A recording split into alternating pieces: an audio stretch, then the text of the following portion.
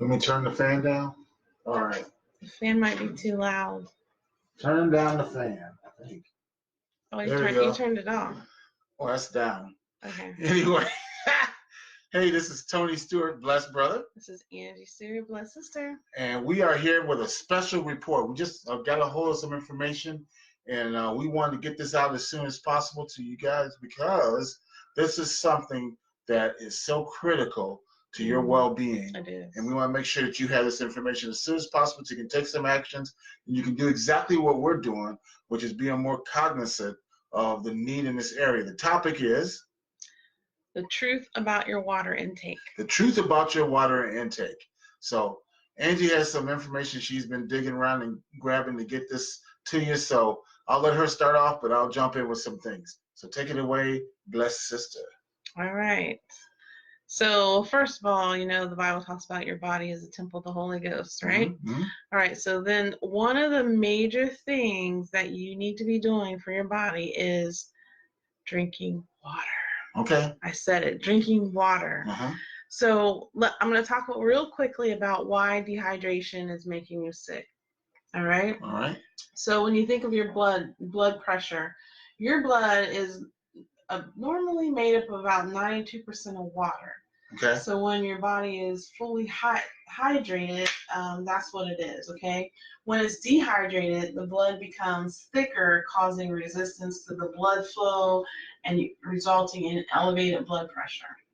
It also can lead to some more serious things with your heart and stroke and all those kind of things. So make sure you're drinking water. You can also have skin disorders because your body, your skin is water as well. So dehydration impairs the elimination of toxins through the skin and makes it more vulnerable to all types of skin disorders, including dermatitis, psoriasis, as well as premature wrinkling and discoloration. So wait a minute. Let me make sure I got this right. Okay. So all this stuff could be remedied or at least dealt with to some extent just by making sure that you're not getting dehydrated. Yes. All right. So if I'm drinking like Diet Coke, because there's water in that, and then there's let's see what else. High C, there's water in that, and Kool-Aid has water in it. Would that make it?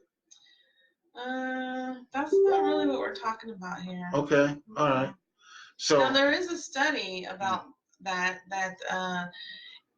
there's a study, and according to my notes, I mean, it is kind of good news that people are getting more water. So about 20% of the water intake comes from fruits and vegetables. The rest is from water.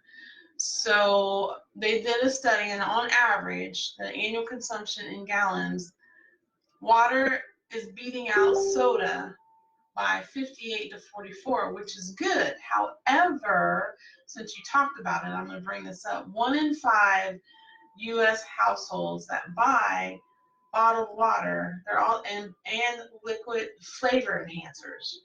Okay, so now the issue with the flavor enhancers are, you know, things like flavored water, like strawberry or berry or whatever, or if you squeeze stuff in your water, they can contain, these are additives, and they can contain salt, dyes, and other chemicals. So why would you want to add chemicals to your body? To something that's pure. Yeah, so let's stick with a more natural option. So here are some natural options for you to consider. Okay. You can put a few chunks of frozen fruit in your water. There are things like mint ice cubes. You could put slices of citrus in your water, mashed berries, unsweetened fruit juice, and sliced cucumbers are all good options to help supplement the water and the flavor of the water. Real quick though, I will tell you that there's some other things that we found out about that could be added to water that are actually healthy. And if you want to know more about those things, go ahead and send me a private message, and I'll get that information to you.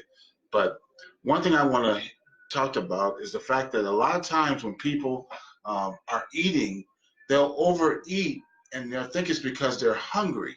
But in actuality, the reason why they're overeating is because their body is dehydrated and they're trying to get a hold of water, and they're eating, trying to get the water out of the food.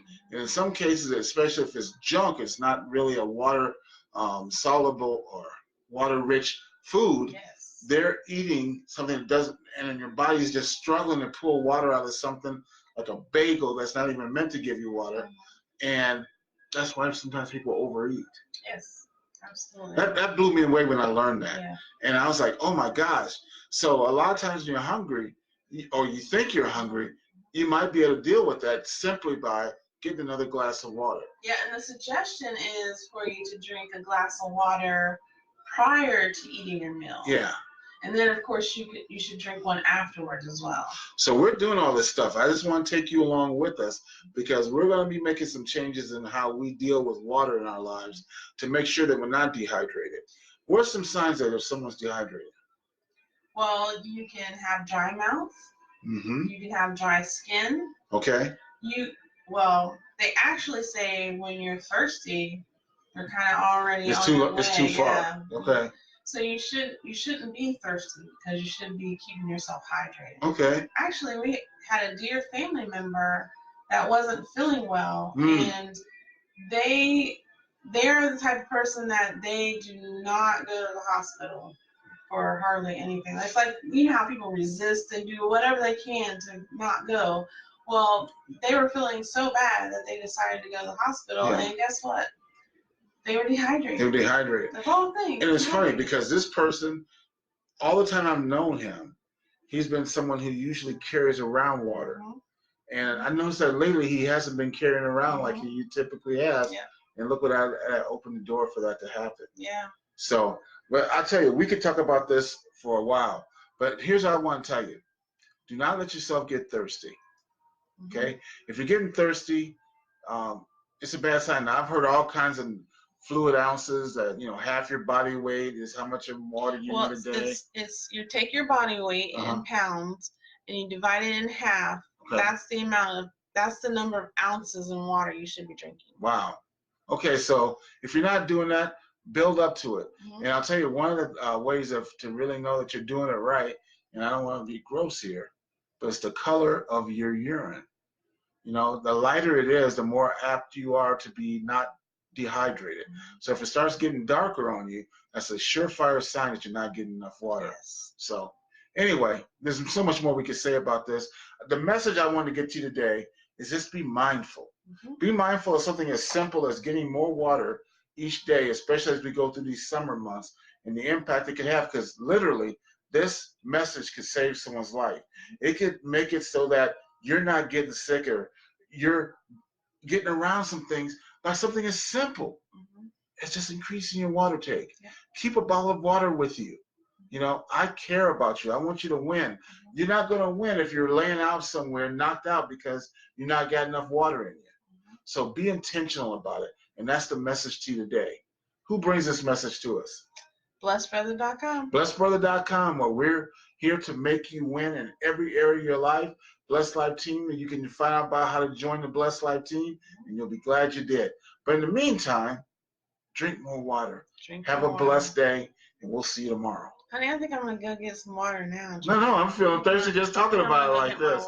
So anyway, we'll see you tomorrow. All right, we'll see you. Be blessed.